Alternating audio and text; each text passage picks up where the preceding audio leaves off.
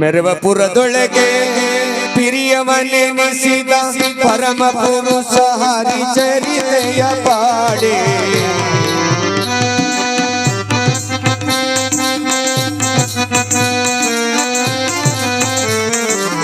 ಪಾಡಿ ಪುಗಳಲತಿ ಮೋದವೆನಿಪುದು ಪಾಡಿ ಪುಗಳಲತಿ ಮೋದವೆನಿಪುದು ಸುರುಚಿರ ಭಾಗ್ಯ ಸುಸಾಧಕವೋ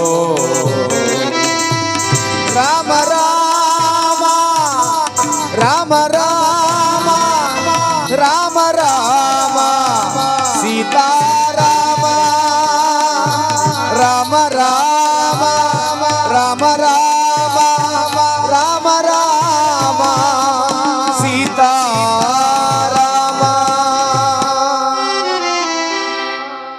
ಭಗವಂತನ ಧ್ಯಾನ ತಾಯಿಯ ಹಾಲುಣಿಸಿದಷ್ಟೇ ಪುಣ್ಯ ಕೊಡುವಂತ ಧ್ಯಾನ.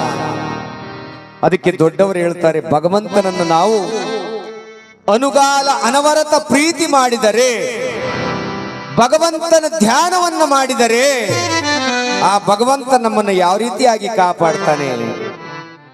ಬಿಡದವನ ಆಚರಿಸೇ ದೇವಾ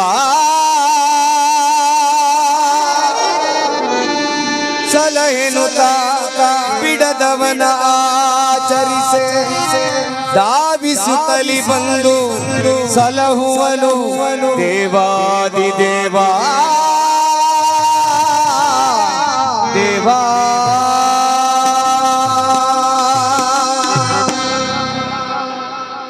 ಭಗವಂತ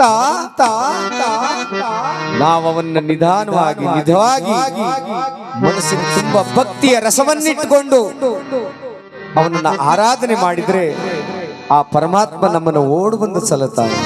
ಹೆಂಗೆ? ಎಳೆ ಮಗುವು ಅಮ್ಮ ಎಂದು ಕರೆದಾಗ, ಎಳೆ ಮಗುವು ಅಮ್ಮ ಎಂದು ಕರೆದಾಗ ತನ್ನಿನಿತ ಕಾರ್ಯಗಳ ಬಿಟ್ಟು ಓಡೋಡಿ ಬಂದು ಸಲಹುವ ಹಾಗೆ. ಆಹಾ ಆ ಪರಮಾತ್ಮನ ದಯೆ ಎಂತದ್ದವ ನೋಡಿ. ಎಳೆ ಮಗು ಅಮ್ಮ ಎಂದು ಕರೆದಾಗ ತನ್ನನಿತ ಕಾರ್ಯಗಳ ಬಿಟ್ಟು ಏನೇ ಕಷ್ಟಗಳಿದ್ರು ಕೂಡ, ತನ್ನ ತಾಯಿ ಕೆಲಸಗಳಿದ್ರು ಕೂಡ ಓಡೋಡಿ ಬಂದು ಆ ಮಗುವನ್ನ ಎತ್ತಿ ಹಾಲುಣಿಸುವ ಹಾಗೆ ಆ ತಾಯಿ ಓಡಿ ಬರ್ತಾಳಂತೆ. ಹಾಗಾಗಿ ಆ ಪರಮಾತ್ಮನ ಧ್ಯಾನವನ್ನು ಮಾಡಿದರೆ ಆ ಶ್ರೀನಿವಾಸ ವೈಕುಂಠದಲ್ಲಿರತಕ್ಕಂಥ ಶ್ರೀಮನ್ನಾರಾಯಣ ಮೋಕ್ಷವನ್ನ ನೀಡುತ್ತಾನೆ. ಮೋಕ್ಷ ಪ್ರದಾಯಕನಾಗಿರ್ತಕ್ಕಂಥ ಪರಮಾತ್ಮ ನಮಗೆಲ್ಲ ಸದ್ಗತಿಯನ್ನ ನೀಡುತ್ತಾನೆ, ಸನ್ಮಂಗಳವನ್ನ ನೀಡುತ್ತಾನೆ. ನೋಡಿ, ಉಡುಪಿಯಲ್ಲಿ ನಿಂತಿರ್ತಕ್ಕಂಥ ಕೃಷ್ಣ ಪರಮಾತ್ಮ ಒಬ್ಬ ಹೀನ ಕುಲದವನು ಅಂತೇಳಿ ದೂರ ತಳ್ಳಿದಂತ ಆ ಕನಕದಾಸರಿಗೆ ದಿಕ್ಕನ್ನೇ ಬದಲಿಸಿ ದಾರಿ ತೋರಿಸಿದಂತ ಮಹಾನುಭಾವ. ಶ್ರೀಕೃಷ್ಣನ ಪಾದಕ್ಕೆ ಗೋವಿಂದ. ಜಯಾಗರ ನಮ ಪಾರ್ವತಿ ಪತೆ ಹರಾರ. ಹಾಗಾಗಿ ನಾವೆಲ್ಲ ಭಕ್ತಿಯಿಂದ ಆ ಶ್ರೀಮನ್ನಾರಾಯಣನ ಧ್ಯಾನವನ್ನು ಮಾಡಿ ಧರ್ಮರಾಯರ ಸ್ವರ್ಗಾರೋಹಣ ಪರ್ವ ಮಹಾಭಾರತದ 18ನೇ ಅಧ್ಯಾಯ ಆ ಕಥೆಯನ್ನು ಕೇಳಿ ನಾವೆಲ್ಲ ಆ ಮಹಾ ಶ್ರೀಮನ್ನಾರಾಯಣನ ಕೃಪೆಗೆ ಪಾತ್ರರಾಗೋಣ. ಇಂದ ಮೇಲೆ ಕಥೆಯನ್ನ ಪ್ರಾರಂಭ ಮಾಡ್ತಾ ಕಾರ್ಯಕ್ರಮವನ್ನು ಮುಂದುವರಿಸುವ ಕಥಾ ಪ್ರವೇಶ ಮಾಡೋಣ. ಭರತ ಖಂಡದೊಳಗೆ ಪ್ರಸಿದ್ಧವಾಗಿರ್ತಕ್ಕಂಥ ಹಸ್ತಿನಾವತಿ ರಾಜ್ಯ.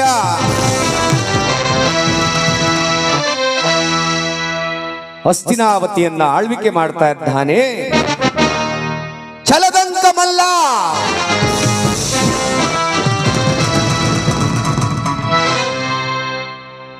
ಶಕುನಿಯ ಆ ಕುತಂತ್ರದ ಮಾತುಗಳಿಂದ ಅಲ್ಲಿ ರಾಜ್ಯಭಾರವನ್ನ ಮಾಡ್ತಾ ಇದ್ದಾನೆ.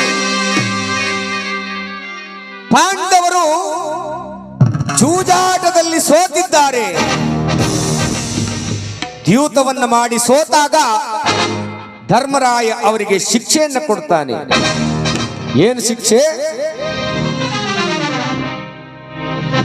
ದುರ್ಯೋಧನ ಅವರಿಗೆ ಶಿಕ್ಷೆಯನ್ನು ಕೊಡ್ತಾನೆ. ಏನು? 12 ವರ್ಷ ವನವಾಸ, 1 ವರ್ಷ ಅಜ್ಞಾತವಾಸ. ದ್ಯೂತದಲ್ಲಿ ಸೋತಾಗ ಪಾಂಡವರು ರಾಜ ಉಡುಪುಗಳನ್ನು ಬಿಚ್ಚಿಟ್ಟು 12 ವರ್ಷ ವನವಾಸಕ್ಕೆ ಆ ವಿರಾಟ ನಗರಕ್ಕೆ ಹೊರಟಿದ್ದಾರೆ.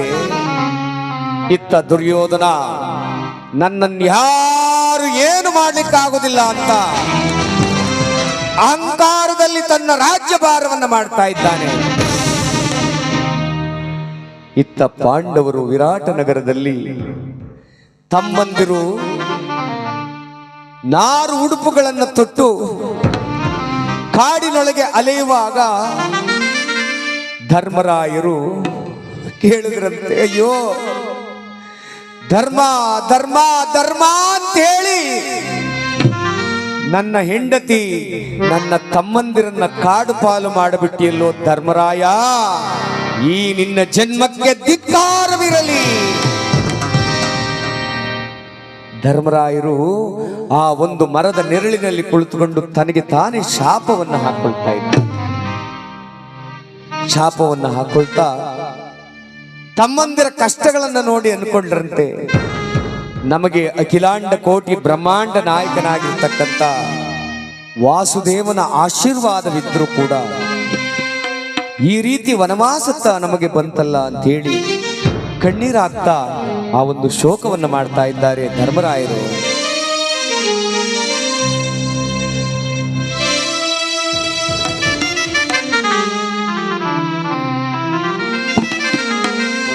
ಅರಿತವರ್ಯಾರೋ ವಿಧಿ ನಿಲ್ಲೀಲೆಯ ಬಲ್ಲವರ್ಯಾರಿಹರೋ ದೇವಾ ಅರಿಯಲ ಸಾಧ್ಯವೋ.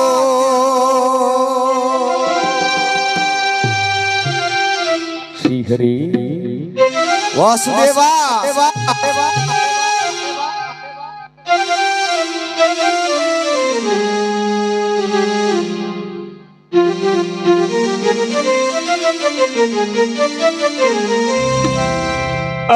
ಅರಿತವರ್ಯಾರೋ ವಿಧಿ ನಿಲ್ಲೀಲೆಯ ಬಲ್ಲವರ್ಯಾರಿಹರೋ ದೇವಾ ಅರಿಯಲ ಸಾಧ್ಯವೋ. ಅರಿತವರ್ಯಾರೋ ವಿಧಿ ನಿಲ್ಲೀಲೆಯ ಬಲ್ಲವರ್ಯಾರಿಹರೋ ದೇವಾ ಅರಿಯಲ ಸಾಧ್ಯವೋ.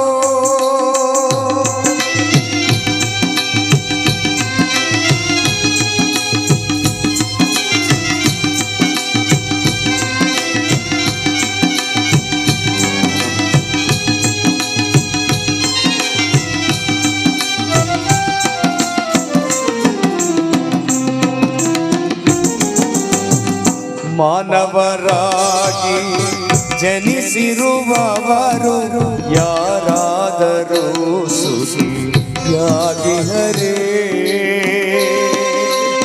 ವಾಸುದೇವ ಮಾನವರಾಗಿ ಜನಿಸಿರುವವರು ಯಾರಾದರೂ ಸುಖಿಯಾಗಿ ಹರೇ. ಭೋಗವಿದ್ದರು ಸರಿ ಶ್ರೀಹರಿ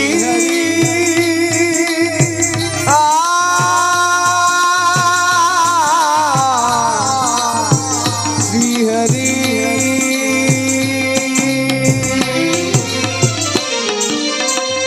ಭೋಗವಿದ್ದರು ಸರಿ ಭಾಗ್ಯವಿದ್ದರು ಸರಿ.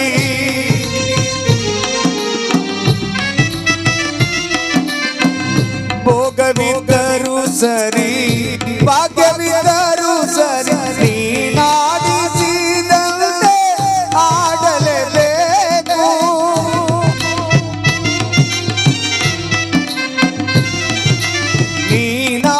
ನೀನಾಡಿಸಿದಂತೆ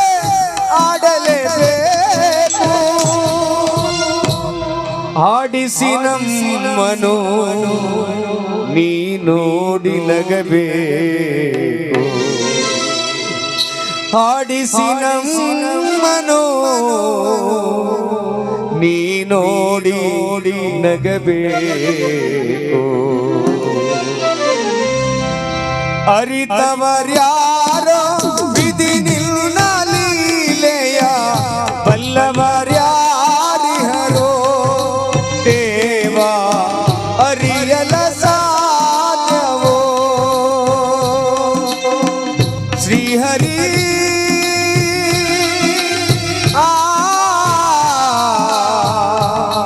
ಶ್ರೀಹರಿ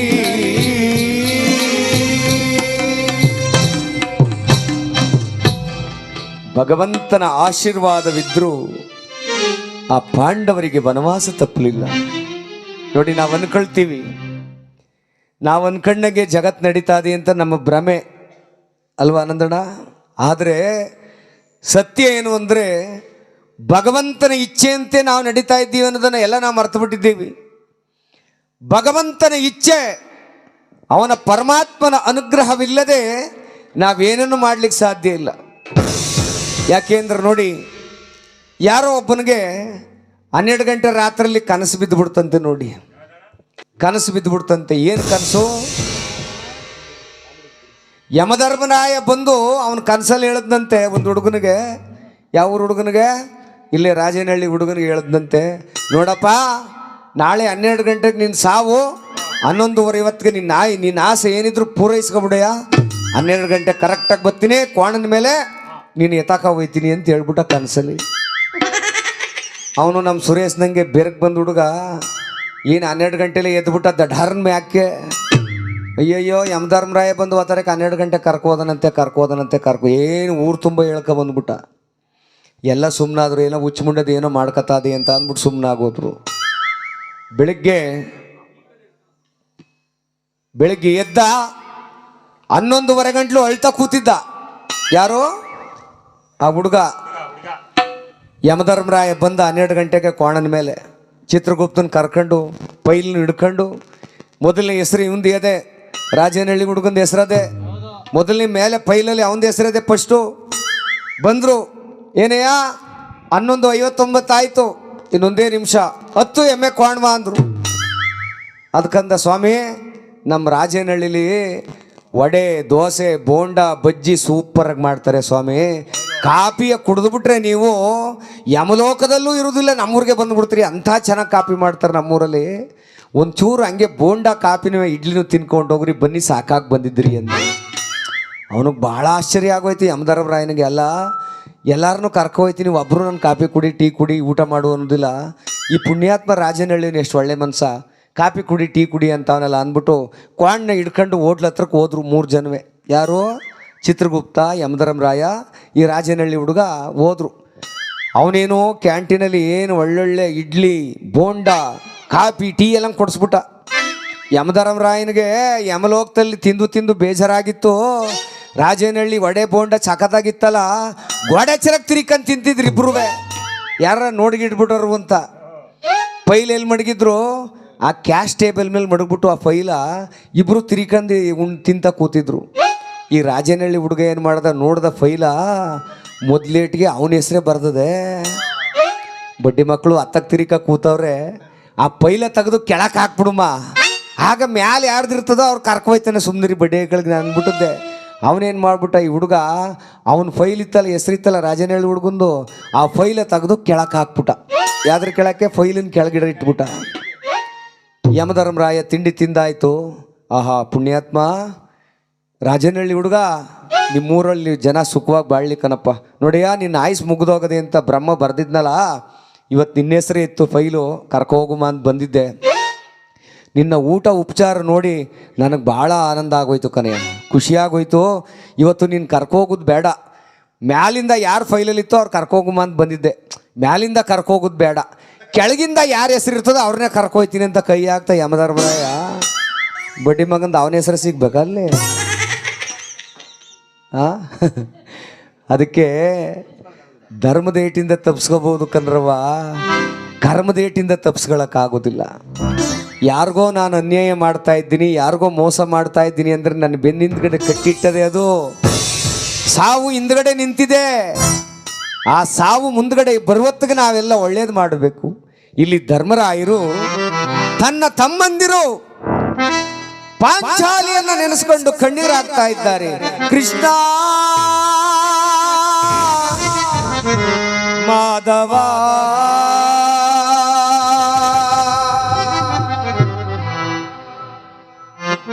ಆ ಪರಮಾತ್ಮನನ್ನು ನೆನೆಸ್ಕೊಂಡು 12 ವರ್ಷ ವನವಾಸ, 1 ವರ್ಷ ಅಜ್ಞಾತವಾಸವನ್ನ ಮುಗಿಸಿದ್ದಾರೆ ಪಾಂಡವರು. ವಿರಾಟ ನಗರದಲ್ಲಿರುವಾಗ ಆ ಕೃಷ್ಣನನ್ನು ಬರಮಾಡ್ತಾ ಇದ್ದಾರೆ. ಯಾವ ರೀತಿಯಾಗಿ ಆ ಅರ್ಜುನ ಅವರನ್ನ ಪ್ರಾರ್ಥನೆಯನ್ನ ಮಾಡ್ತಾ ಇದ್ದಾನೆ. ಏ ಕೃಷ್ಣ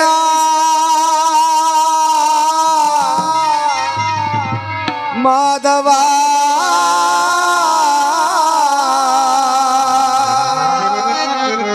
ಮುರಾರೇ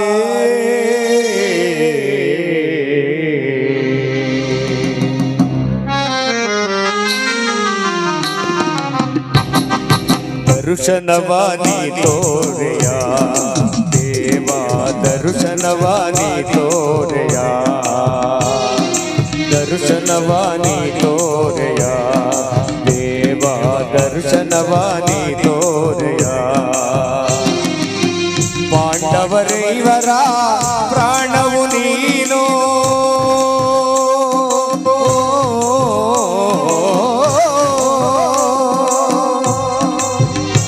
ಕೃಷ್ಣ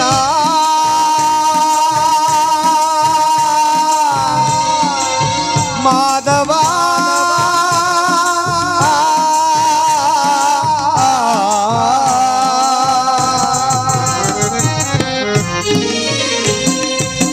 ಪಾಂಡವರೈವರ ಪ್ರಾಣವು ನೀನು, ಪರಮದಯಾಕರ ಕೊಡು ಎನಗ ಭಯವ.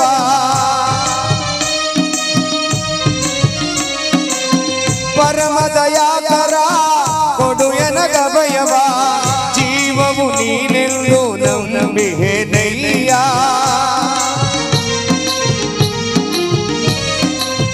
ಜೀವವು ನೀನೆಂದು ನಂಬಿಹೆನಯ್ಯ. ಕರುಣಾಳು ಕೃಪೆ ತೋರಿ ಕನಿಕರಿಸುವರಿ, ಕರುಣಾಳು ಕೃಪೆ ತೋರಿ ಕನಿಕರಿಸುವರಿ. ದರ್ಶನವಾನಿ ತೋರೆಯ ದೇವ, ದರ್ಶನವಾನಿ ತೋರೆಯ.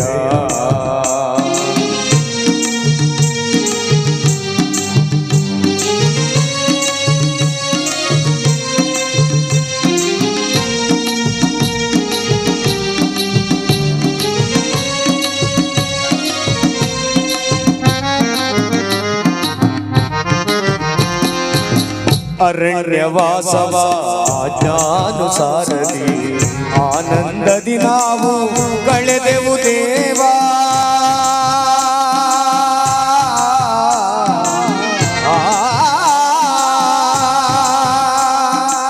ಕೃಷ್ಣ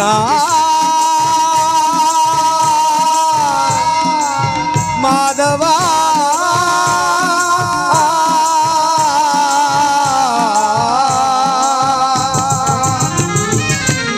ಆನಂದದಿ ನಾವು ಕಳೆದೆವು ದೇವಾ. ಪಾವನನಾದ ಪಾಂಡವಗಳು ನೀ, ಪಾಮರರಾದ ಪಾಂಡವಗಳು ನೀ. ಧರ್ಮದಿ ರಾಜ್ಯವ ಕನಿಕರಿಸು ದೇವಾ. ಧರ್ಮದಿ ರಾಜ್ಯವ ಕನಿಕರಿಸು ದೇವಾ. ಕರುಣಾಳು ಕೃಪೆ ತೋರಿ ಕನಿಕರಿಸುವರೆ, ಕರುಣಾಳು ಕೃಪೆ ತೋರಿ ಕನಿಕರಿಸುವರೆ. ದರ್ಶನವಾನಿ ತೋರೆಯ ದೇವ, ದರ್ಶನವಾನಿ ತೋರೆಯ. ಏ ಕೃಷ್ಣ ಮಾಧವ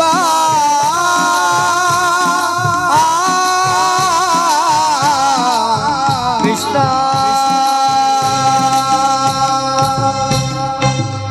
ಶ್ರೀಕೃಷ್ಣನ ಪಾದಕ್ಕೆ ಗೋವಿಂದ, ಮನದೇವರ ಪಾದಕ್ಕೆ ಗೋವಿಂದ, ಗೋವಿಂದ ಅಂತ ಇರೋರಿಗೆಲ್ಲ ಗೋವಿಂದ. ಇವ್ರು ಒಬ್ರಾರ ಬಾಯಿ ಬಿಟ್ಟಾರ ನಮ್ಮ ಹೌದಿರು.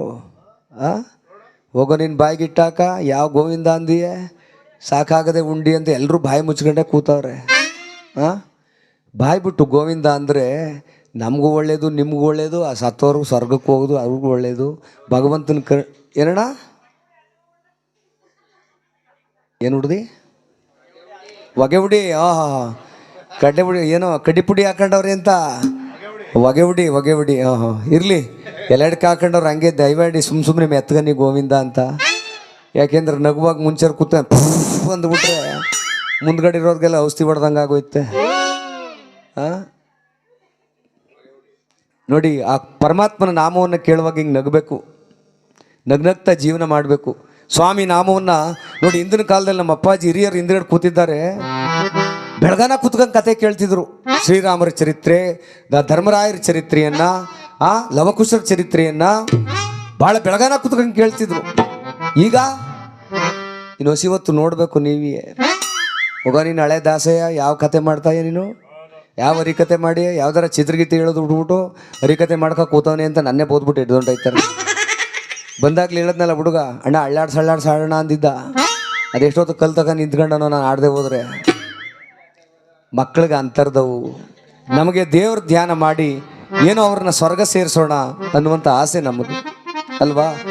ಯಾತಕ್ಕೋಸ್ಕರವಾಗಿ ಮಧ್ಯೆ ನಗಬೇಕು. ನಿಮಗೆ ಯಾರಿಗೂ BP ಶುಗರ್ ಬರಬಾರ್ದು ಅಲ್ವಾ. ಮೊದಲು ಹಿಂದಿನ ಕಾಲದಲ್ಲಿ ಹೆಣ್ಮಕ್ಳಿಗೆ BP ಶುಗರ್ ಬರ್ತಿರ್ಲಿಲ್ಲ. ಮುಖ್ಯವಾಗಿ ಗಂಡಸರಿಗೆ ಬಂದರೂ ಹೆಣ್ಮಕ್ಳಿಗೆ ಬತ್ತನೇ ಇರಲಿಲ್ಲ ಆಗ. ಯಾಕೆ ಹೇಳಿ, ಚೆನ್ನಾಗಿ ದುಡಿತಿದ್ರು, ನಗ್ತಿದ್ರು, ತಿರುಗಾಡ್ತಿದ್ರು, ಕೆಲಸ ಮಾಡ್ತಿದ್ರು, ಹೊಟ್ಟೆ ತುಂಬ ಊಟ ಮಾಡ್ತಿದ್ರು, ಎಲ್ಲ ಆಗ ಬತ್ತಿರಲಿಲ್ಲ. ಈಗ ಏನಾಗೋಗದೆ, ಎಲ್ರಿಗೂ ಶುಗರು BP. 30 ವರ್ಷಕ್ಕೆ ಫಿಗರು, 40 ವರ್ಷಕ್ಕೆ ಶುಗರು, 50 ವರ್ಷಕ್ಕೆ ಡಮಾರ್ ಅಲ್ವಾ.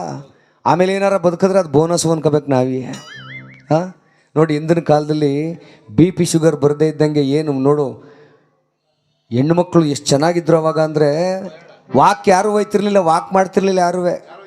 ಈಗ ನೋಡಬೇಕು, ಮಂಡ್ಯದಲ್ಲಿ ನಮ್ಮೂರಲ್ಲಿ ಪಾರ್ಕ್ ಅದೇ, ಮಂಡ್ಯದಲ್ಲಿ ನಮ್ಮ ಮನೆ ಮುಂದ್ಗಡೆ 5 ಗಂಟೆ ರಾತ್ರಿಗೆ ಹೆಂಗಸರು ತಲೆಗೆ ಮಪ್ಳೇರ ಕಟ್ಕೊಂಡು ಹೆಂಗೆ ತಿರುಗ್ತಾರೆ ನೋಡಬೇಕು. ಈ ಮೊಲ್ಲಾಗರು ಬಂದವ್ರು ತಿರುಗ್ತಾರಲ್ಲ ಹಂಗೆ ತಿರುಗ್ತಾರೆ 5-5 ಜನ 6-6 ಜನ. ಎಲ್ಗೋಗಿದೆ ತಾಯಿ ಅಂದರೆ ಹಾಕೋಗಿದೆ ಹಾಕು. ಏನು ತಿಂದು ತಿಂದು ತಿಂದು ತಿಂದು ಡೈನೋಸರ್ ಹಂಗೆ ಆಗ್ಬಿಟ್ಟವ್ರೆ. ಯಾರನ್ನಾರ ತೂಗ್ಲಿ ಬರೀ 4 ಕ್ವಿಂಟಲ್ 5 ಕ್ವಿಂಟಲೇ ಬರೋದು ಅವರು. ಅವ್ರು ಹೇಳ್ತಾರೆ ಮಗನಿಗೆ ಹೇಳ್ತಾರೆ, ಮಗ ನಾ ಕೂತಿದ್ದಾನೆ ಎದ್ದಿದ್ದಾನೆ ನೋಡಪ್ಪ ಅಂತಾರೆ ಕುರ್ಚಿ ಮೇಲೆ ಕೂತ್ಕೊಂಡು. ಯಾಕೆ ಹೇಳಿ, ಅವತ್ತಿನ ಕಾಲದಲ್ಲಿ ಕೀರೆ ಸೊಪ್ಪು, ಬೆರಕು ಸೊಪ್ಪು, ಎಣ್ಣೆ ಸೊಪ್ಪು, ಒಣಗೊನೆ ಸೊಪ್ಪು, ಹೀರೆಕಾಯಿ, ಸೋರೆಕಾಯಿ, ತುಪ್ಪಿರೆಕಾಯಿ, ಎಂತೆಂಥ ಪುಣ್ಯದ ಆಹಾರವನ್ನು ತಿಂದು ಬದುಕ್ತಾ ಇದ್ರು. 100 ವರ್ಷ ಸುಖವಾಗಿ ಬಾಳ್ತಿದ್ರು ಅಲ್ವರವ. ನಿಜನ ಸುಳ್ಳ? ಯಾವ ರೋಗ ರುಜಿನಗಳು ಬರ್ತಿರ್ಲಿಲ್ಲ. ತೊಪ್ಪೆ ನೆಲದ ಮೇಲೆ ಕೂತ್ಕ ಅನ್ನ ಉಂಟಿದ್ರು. ದನ ಗಂಜಲವ ಬಾಲದಲ್ಲಿ ಎರ್ಸ್ಬಿಟ್ರೆ ಇಡೀ ಮನೆಗೆಲ್ಲ ಬೀಳ್ತಿತ್ತು. ಯಾವ ರೋಗ ರುಜಿನಗಳು ಬರ್ತಿರ್ಲಿಲ್ಲ ಅವಾಗ. ಏನಾರು ಜ್ವರ ಬತ್ತು ಅಂದರೆ ಒಂದು ಮುದ್ದೆ ಇಟ್ಟಿಗೆ ಖಾರ ಕಲ್ಸ್ಕೊಂಡು ಉಂಡ್ಬಿಡ್ಲ ನುಂಗ್ಬಿಡ್ಲ ಸರೋಯ್ತದೆ ಏನೂರಾಗ. ಗುಳಿಗೆ ಯಾರು ತಗೋದು ತಿಂತಿದ್ರು. ಈಗ ಹಂಗೇನೂ ಇಲ್ಲ.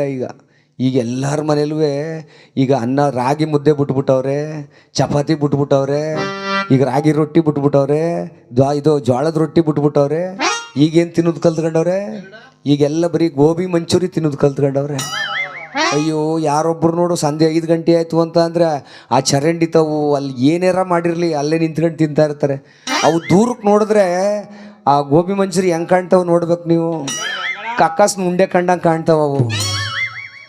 ಅದ ತಿನ್ನೋಕೆ ನೀನು ನಿಂತಿದ್ದೀರಿ ನೀವು. ಜನಗಳು ಹೇಳ್ತಾವ್ರೆ ದೇಶದಲ್ಲೆಲ್ಲ ಕ್ಯಾನ್ಸರ್ ಬತ್ತದೆ ತಿನ್ನಬೇಡಿ ಅಂತ. ನೋಡಿ, ಹಿಂದಿನ ಕಾಲದಲ್ಲಿ ಅದೇನೋ ಈ ಮರದಲ್ಲಿ ಮ್ಯಾಲೆ ಹೊತ್ತಿದ್ರೆ ಕೆಳಗೆ ಬೀಳ್ತಿತ್ತಲ್ಲ, ಏನದು ಸಾಮ್ಗೆ. ನೋಡು, ಅವತ್ತು ರಾಗಿ ಸಾಮ್ಗೆ, ಭತ್ತದ ಸಾಮ್ಗೆ ಎಲ್ಲನೇ, ಜೋಳದ ಸಾಮ್ಗೆ ಎಲ್ಲನೇ ಮಾಡ್ಕೊಂಡು ಜೊತೆಗೆ ನಾಯಲ್ನು ಕಾಯಿಸ್ಕೊಂಡು ಕುಡಿತಿದ್ರು. ಕಾಯಲ್ಲ ಅದು ಒಂದು ನಾಯಲ್ಲಿ ಒಂದಲ್ಲ ಅವಕ್ಕ ಕಾಯಿಸ್ಕೊಂಡು ಕುಡಿತಿದ್ರು, ಗಟ್ಟಿಯಾಗಿರ್ತಿದ್ರು. ಈಗ ಅದ್ರ ಬದಲಾಗಿ ಏನು ಬಂದಿದ್ದು ನೋಡಲಿ ನೂಡ್ಲೆಸ್ ಅಂತೆ, ನೂಡಲ್ಸು. ಅದು ಐಕ್ಳಿಗೆ ತಂದು ಬಿಸಿನೀರು ಗಜ್ಜಿ ಕೊಟ್ಬಿಡ್ತಾರೆ. ಅವು ಟೊಯ್ನ್ ಒಳಗೆ ಕೇಳ್ಕೊತವೆ. ಸಂಧಿ ಆದಮೇಲೆ ಟೊಯ್ನ್ ಬಿಟ್ಬಿಡ್ತಾವೆ ಆಚೆ. ಯಾವ ಶಕ್ತಿನಿಲ್ಲ ಯುಕ್ತಿನಿಲ್ಲ ಅವಕ್ಕೆ. ಅದ್ರ ಬದಲಾಗಿ ಈಗ ಮೊದಲು ಉಪ್ಸಾರು ಖಾರವ ಕಲಸಂಗೆ ಕುಡ್ದು ಬಿಡ್ತಿದ್ರು, ಗಂಟ್ಲೇನಾರು ಕಟ್ಕೊಂಡ್ರೆ ಕೆರ್ತ ಬಂದರೆ ಅಲ್ವರವ. ಉಪ್ಸಾರ ಕಲಸ್ಕೊಂಡು ಮುದ್ದೆ ಏನೋ ಅನ್ನನ ಕಲಸಂಗೆ ಕುಡ್ದು ಬಿಟ್ರೆ ಎಲ್ಲ ಹೊಂಟೈತಿತ್ತು. ಈಗ ಪಾನಿಪುರಿ ತಿನ್ನೋಕೆ ನಿಂತವ್ರೆ ಎಲ್ಲ. ಆ ಪಾನಿಪುರಿ ಮಾರುವ ಐಕ್ಲಿ ಹೆಂಗವೆ ಅಂದರೆ ಅವತ್ತು ಮಕ್ಕ ನೋಡಿದ್ರೆ ಇಟ್ಟು ಹೋಗೋಲ್ದು. ಏನು ಗುಜರಾತ್ ಕಡೆಯವ್ರು ಬಂದವಲ್ಲ ಗೋಲ್ಗಪ್ಪ ಅಂತ ಮಾರ್ಕೊಂಡು, ನೀವು ಹೋಗಿ ಗಂಟ ಮೂಗ್ಗೆ ಕೈ ಸಿಗಾಕ ನಿಂತಿರ್ತಾವ ವೈಕ್ಲು. ನೀವು ಹೋದ ಇಟ್ಗೆ ಅದೇ ಕೈಲಿ ಹಚ್ಕೊಡ್ತಾರೆ, ತಿನ್ನು ಸಾಯಿರಿ ಹೋಗಿ ತೆಗಿ ಅಂತ. ಆಮೇಲೆ ಅವ್ನು ಫ್ರೀ ಆಗಿದ್ದಾಗ ಇನ್ಯಾವ್ಯಾವ ಜಾಗದಲ್ಲಿ ಸಿಗಾಕ ನಿಂತಿದ್ದಾನ ಕೈಯ ಯಾರು ಗೊತ್ತು.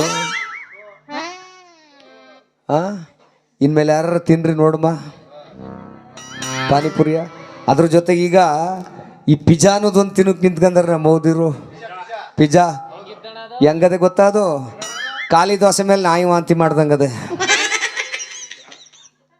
ಅವೆಲ್ಲ ತಿಂದು ಆರೋಗ್ಯ ಹಾಳು ಮಾಡ್ಕೊಳ್ಳೋದ್ರ ಬದಲು ನಮ್ಮ ರೈತ ಬೆಳೆದಂಥ ಆಹಾರ, ನಮ್ಮ ಮನೆಯಲ್ಲಿ ಅಕ್ಕಪಕ್ಕ ಸಿಗುವಂಥ ಪ್ರಕೃತಿದತ್ತವಾದ ಆಹಾರವನ್ನು ತಿನ್ನೋಣ ಎಂಬುದಾಗಿ ಹೇಳ್ತಾ ಕಥಾ ಪ್ರವೇಶವನ್ನು ಮಾಡೋಣ ಮುಂದಾಗಿ. ಇಂದಿರಾ ರಮಣ ಗೋವಿಂದ,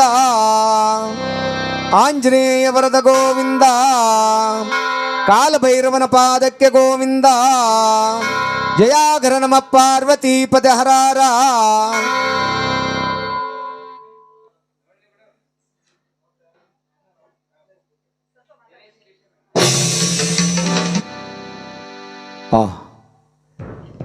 ಒಳ್ಳೆ ಹುಲಿ ಮಾತ್ರ ಸದ್ಯ ಕಲೆಕ್ಟಿ ಮಾಡೋದೇನೋ ಅನ್ಕೊಂಡಿದ್ದೆ ನಾನು. ಇಲ್ಲಿ ಪರಮಾತ್ಮನ ಧ್ಯಾನವನ್ನು ಮಾಡ್ತಾ ಇದ್ದಾರೆ ಪಾಂಡವರು. ಕೃಷ್ಣ ವಿರಾಟ ನಗರಕ್ಕೆ ಬಂದಿದ್ದಾನೆ. ಭಾವ ಧರ್ಮರಾಯ, ಏನಪ್ಪ ಈ ವನವಾಸವೆಲ್ಲ ಮುಗಿದಿದೆಯಲ್ಲ, ಇನ್ನೇನು ಕಷ್ಟ ಅಂದಾಗ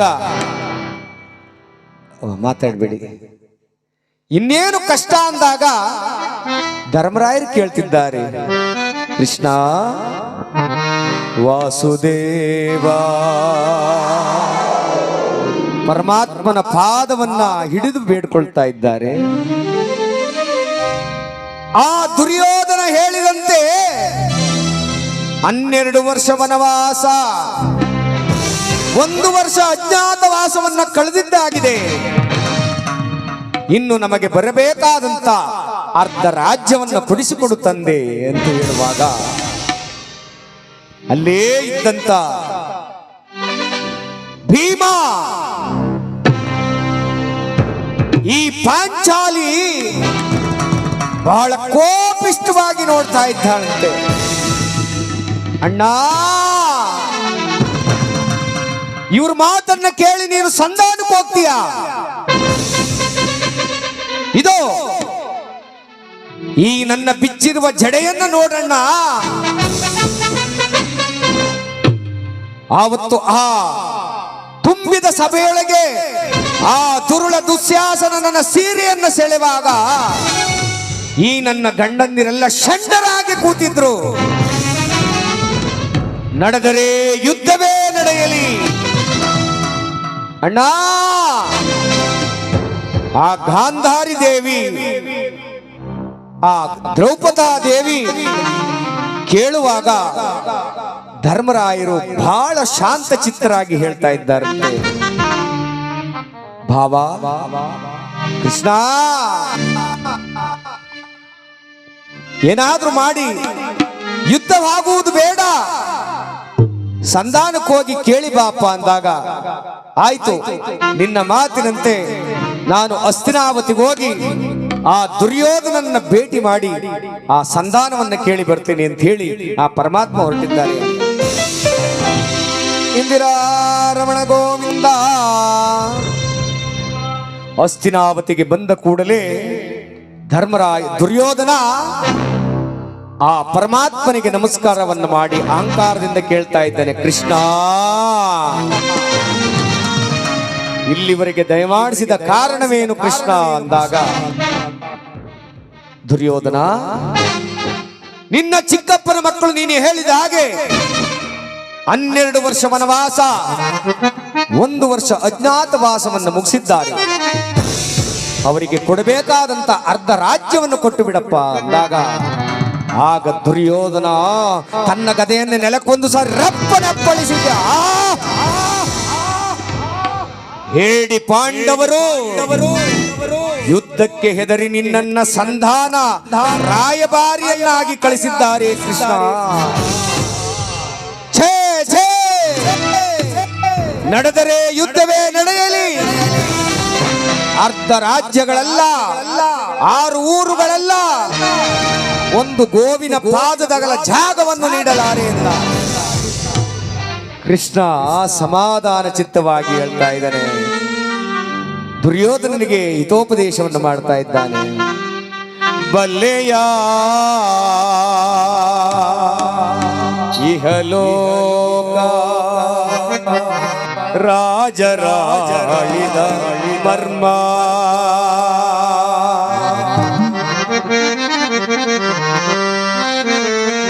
ಬಲ್ಲೆಯ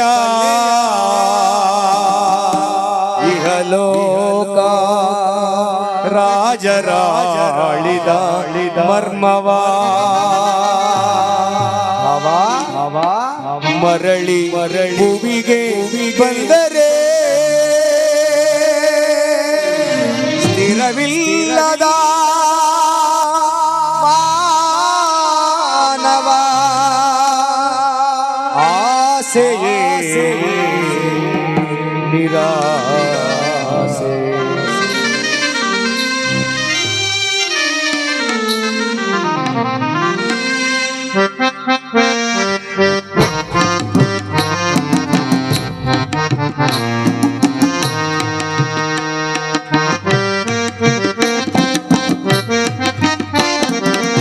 ಭರತ ಕಂಡ ಭಾರತ ಕಂಡ ಪ್ರಳಯದಿಂದ ಲಾಭ ಯಾರಿಗೋ, ಸಂತಾಪ ದುರಿತ ಬೇಡವೋ ಈಟ, ಸಮರ ಸಾಹಸ ಅನುಚಿತ. ಭರತ ಕಂಡ ಭಾರತ ಕಂಡ ಪ್ರಣಯದಿಂದ ಲಾಭ ಯಾರಿಗೋ, ಲಾಭ ಯಾರಿಗೋ.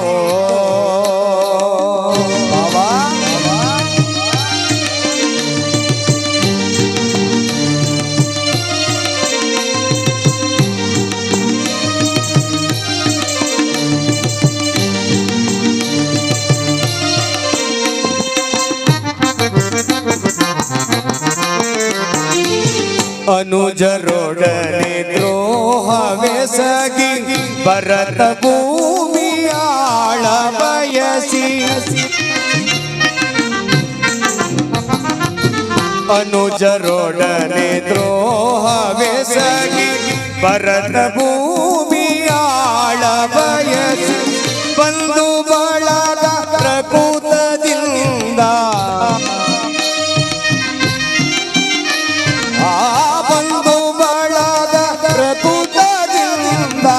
ಮರಣ ಹೋಮ ಮಾಡಬೇಡ, ಭ್ರಾಂತನಾಗಿ ಹುಡುಕಬೇಡ.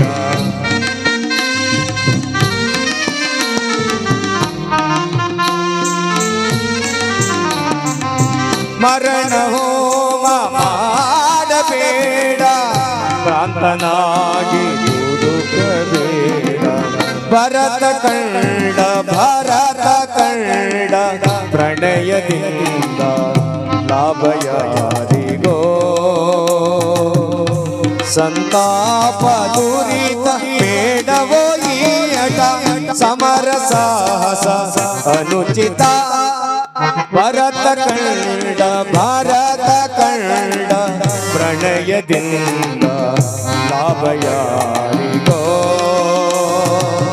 ಲಾಭ ಯಾರಿಗೋ.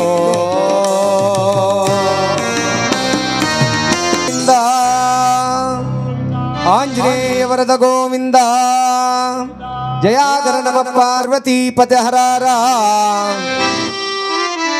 ಅಖಿಲಾಂಡ ಕೋಟಿ ಬ್ರಹ್ಮಾಂಡ ನಾಯಕನಾಗಿರ್ತಕ್ಕಂಥ ಆ ಜಗದೋದ್ಧಾರ ವಾಸುದೇವ ಕೃಷ್ಣ ದುರ್ಯೋಧನಿಗೆ ಹೇಳ್ತಿದ್ದಾನೆ, ಬೇಡಪ್ಪ ಈ ಹಠ.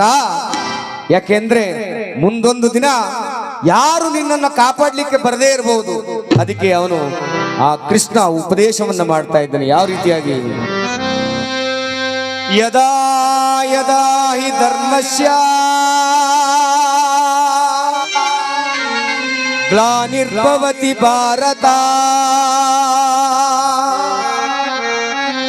ಅಭ್ಯುತ್ಥಾನಂ ಧರ್ಮಸ್ಯ ತದಾತ್ಮನಂ ಸೃಜಾಮ್ಯಹಂ.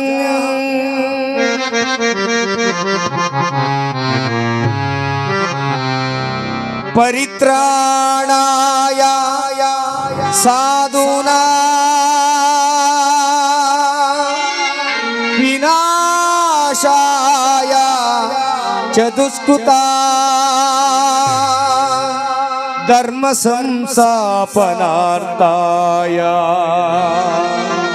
ಸಂಭವಾಮಿ ಯುಗೇ ಯುಗೇ ಸಂಭವಾಮಿ ಯುಗೇ ಯುಗೇ ಸಂಭವಾಮಿ ಯುಗೇ ಯುಗೇ.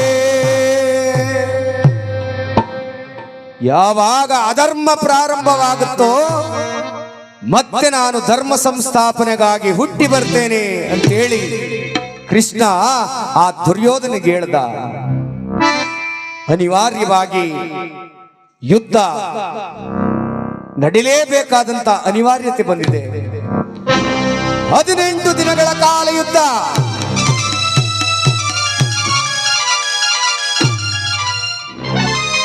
ಪಾಂಡವರ ಸಾರಥಿಯಾಗಿ ಆ ದೇವಾನುದೇವತೆಗಳ ಮಹಾನುಭಾವನಾಗಿರ್ತಕ್ಕಂಥ ಕೃಷ್ಣ ಇದ್ದಾನೆ. ಪಾಂಡವರ ಸಾರಥಿಯಾಗಿ ಕೃಷ್ಣ ಇದ್ರೆ ಕೌರವರ ಸಾರಥಿಯಾಗಿ ಬಲರಾಮ ದೇವರಿದ್ದಾರೆ. ಆದರೆ ಬಲರಾಮ ದೇವರು ರಣಾಂಗಣಕ್ಕೆ ಬರಲಿಲ್ಲ ಕೃಷ್ಣನ ಮಾಯೆಯ ಕುತಂತ್ರದಿಂದ. ಯುದ್ಧ ಭೋರ್ಗೆರೆದುಂಡೆಯುತ್ತಿದೆ.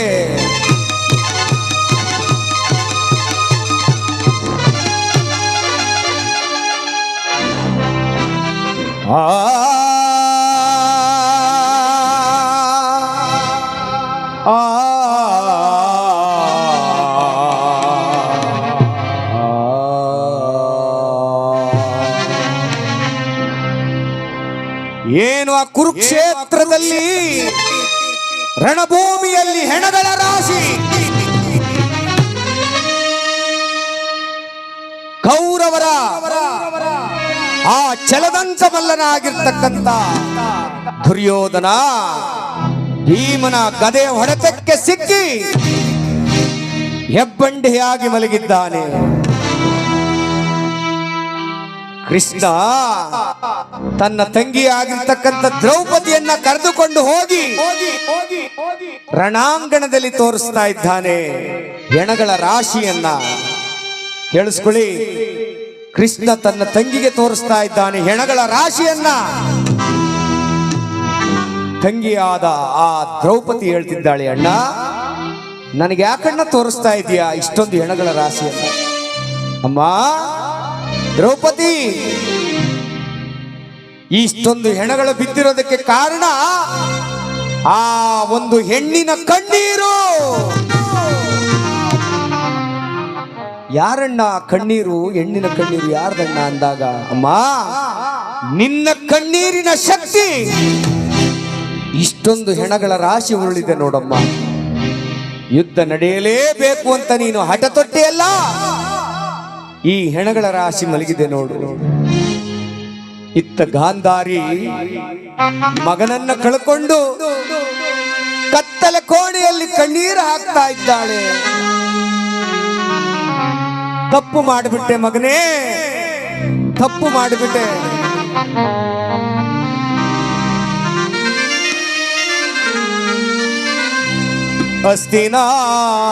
ಹಸ್ತಿನಾವತಿಯ ಚಲದಂಕ ಮಲ್ಲನಿಗೆ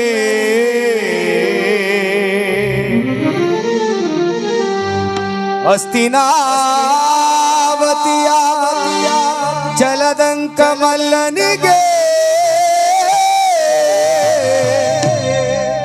ಮರಣಕ್ಕೆ ಕಾರಣನಾದ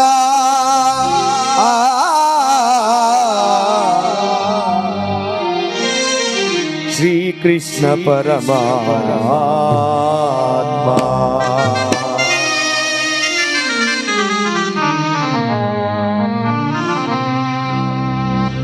ಹಸ್ತಿನಾವತಿಯ ಚಲದಂಕ ಮಲ್ಲನಿಗೆ ಮರಣಕ್ಕೆ ಕಾರಣನಾದ ಮುರುಳೀಧರ ಶ್ರೀಕೃಷ್ಣ ಪರಮಾತ್ಮ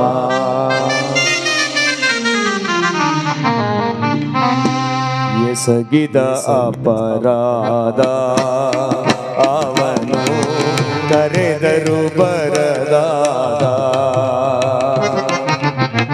ಎಸಗಿದ ಅಪರಾಧ ಅವನು ಕರೆದರು ಬರದಾದ ಎಸಗಿದ ಅಪರಾಧ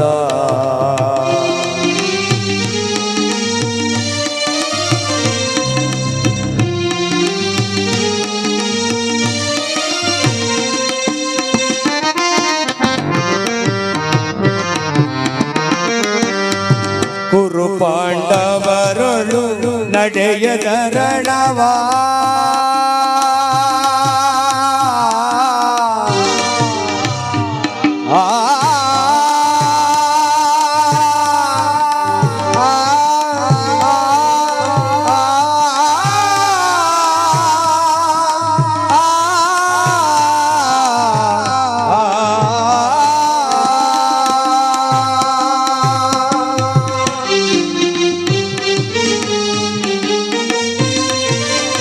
ಗುರು ಪಾಂಡವರೊಳು ನಡೆಯದ ರಣವಾ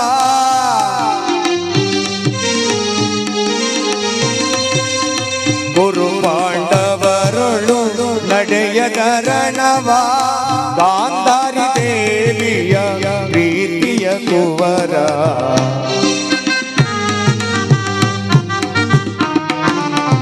ಗಾಂಧಾರಿ ದೇವಿಯ ಪ್ರೀತಿಯ ಕುವರ ಎಸಗಿದ ಅಪರಾಧ ಅವನು ಕರೆದರು ಬರದಾದ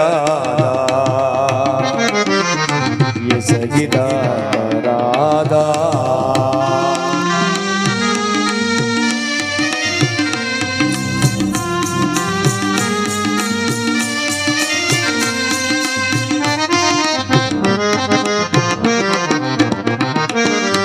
ಚೌಬಲ ರಾಜನ ತಂತ್ರಕ್ಕೆ ಸಿಲುಕಿ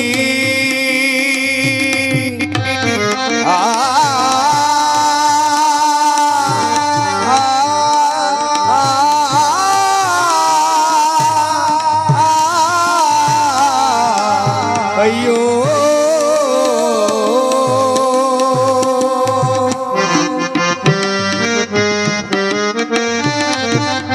ಸೌಬಲ ರಾಜನ ತಂತ್ರಕ್ಕೆ ಸಿಲುಕಿ ರಣರಂಗದೊಳು ಬಡಿದನು ಕೌರವ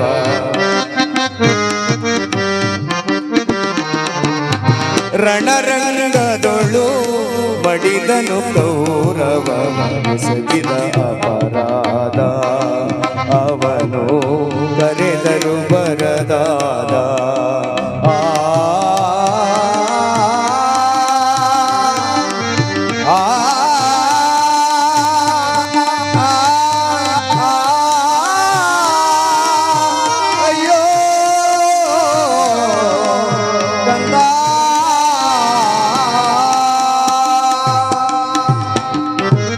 ಲಕ್ಷ್ಮೀ ರಮಣ ಗೋವಿಂದ ವಾಸುದೇವನ ಪಾದಕ್ಕೆ ಗೋವಿಂದ.